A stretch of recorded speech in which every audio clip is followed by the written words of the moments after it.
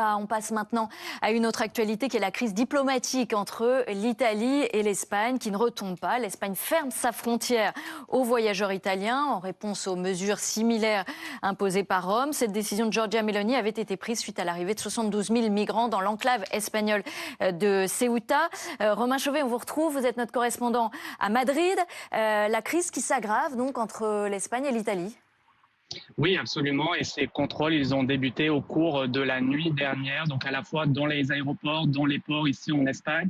On cible donc ces voyageurs en provenance de l'Italie. On nous dit que en moyenne, chaque semaine, il y a aux alentours de 500 vols entre l'Italie et l'Espagne. Donc ce sont des contrôles aléatoires qui devraient cibler 5 à 10% de ces passagers. L'Espagne justifie la prise de cette décision en invoquant une pression migratoire irrégulière de la part de l'Italie. Mais clairement, c'est une réponse à la décision de Giorgia Meloni la semaine dernière d'imposer des contrôles similaires pour les voyageurs espagnols en Italie. Une décision prise seulement quelques heures après l'arrivée de plus de 70 000 migrants dans cette enclave de Ceuta. L'Espagne rappelle une nouvelle fois de son côté qu'aucune de ces personnes-là, aucun de ces migrants-là n'a pu se rendre sur le territoire européen. Donc on sent que ce sont quand même des décisions politiques. Il faut rappeler qu'il y aura des élections à la fois ici en Espagne, mais en Italie l'année prochaine, en 2027.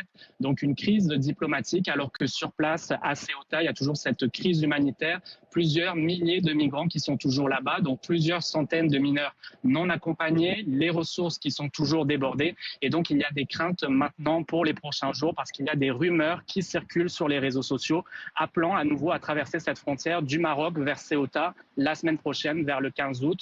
Des rumeurs qui sont prises très au sérieux par les autorités ici en Espagne. Merci Romain Chauvet pour toutes ces précisions.